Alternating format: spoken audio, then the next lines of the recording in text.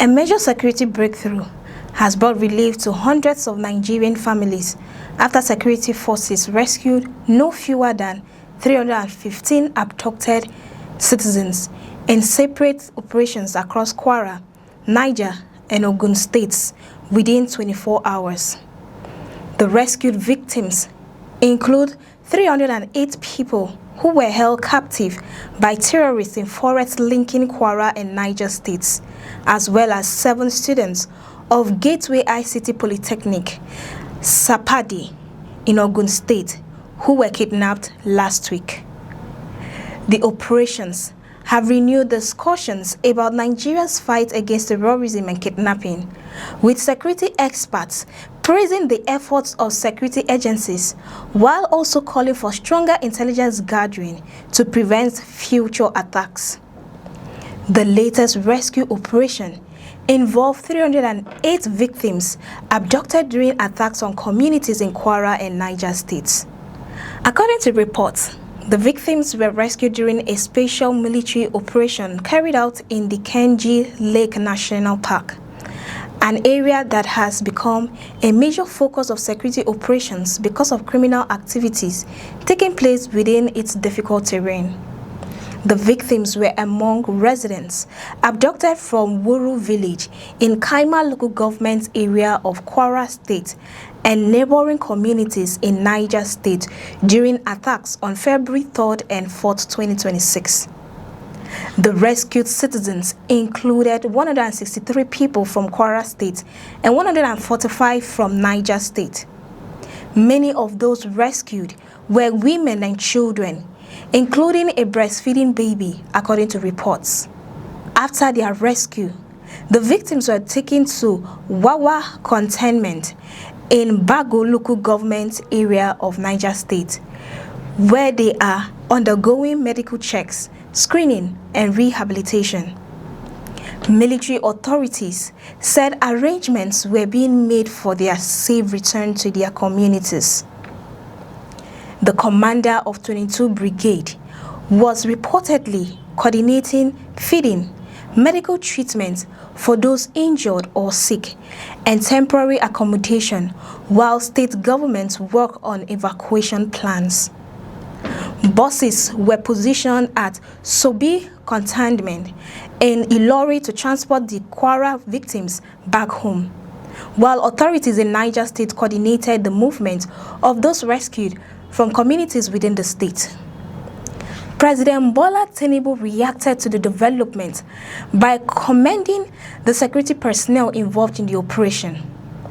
The president also directed relevant agencies to strengthen early warning systems, improve community intelligence gathering, and increase rapid response capabilities to prevent future mass abductions. The rescue operation in Kwara and Niger came as another successful mission was carried out in Ogun State, where 7 students of Gateway ICT Polytechnic, Sapadi, were rescued after being kidnapped on July 29th. Ogun State Governor Dakpo Abiodun announced the rescue, revealing that no ransom was paid for the release of the students. Before then we took them for medical treatment to police medical services, and early hour to the helicopter with the ground forces stormed the kidnappers den and also rescued the remaining 2 victims, and thereafter we have successfully arrested 2 of the kidnappers as we speak. They are with us and they are singing, and we are still on the trail of others while the operation continues. Governor Abiodun said he contacted the Inspector General of Police, Olatunji Disu, requesting aerial surveillance support after the students were abducted. He said the police responded by deploying a helicopter to support ground operations. The governor explained that 5 of the students were rescued during the first phase of the operation and reunited with their families after receiving medical attention. The remaining 2 students were later rescued during a follow-up operation involving aerial surveillance and ground forces. One of the victims sustained a gunshot injury during the incident but was quickly taken to medical treatment and later stabilized. Governor Abiodun also confirmed that 2 suspects had been arrested in connection with the kidnapping, while security agencies continue efforts to track down other members of the criminal gang. He warned kidnappers and other criminal groups that Ogun State will not become a safe haven for violent criminals. While we thank God for the safe rescue of the victims, we must not become complacent. Kidnappers, bandits, armed robbers, cultists, and every violent criminal must understand that Ogun State is not and will never become a sanctuary for criminality. Together, through vigilance, cooperation, and decisive action, we shall continue to preserve the peace, security, and prosperity that define our dear state.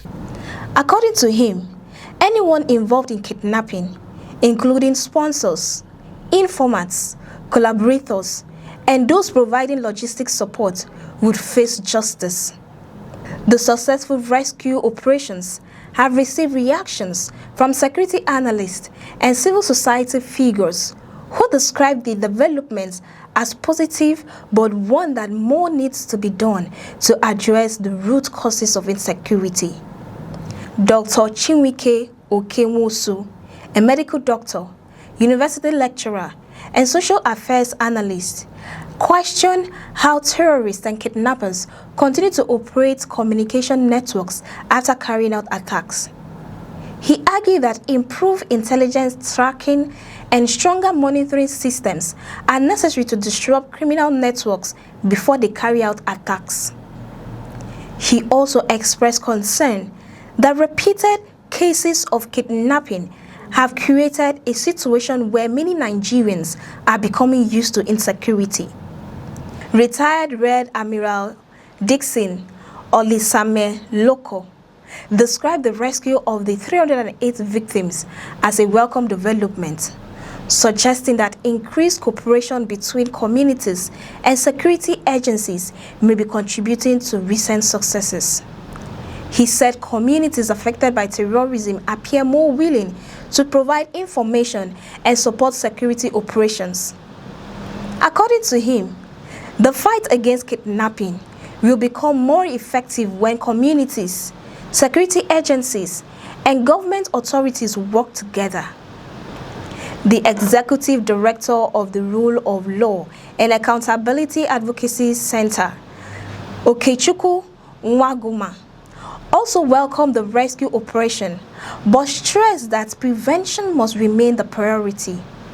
He said while rescuing victims is important, government must invest more in intelligence-led policing, protection of vulnerable communities, and accountability for security failures.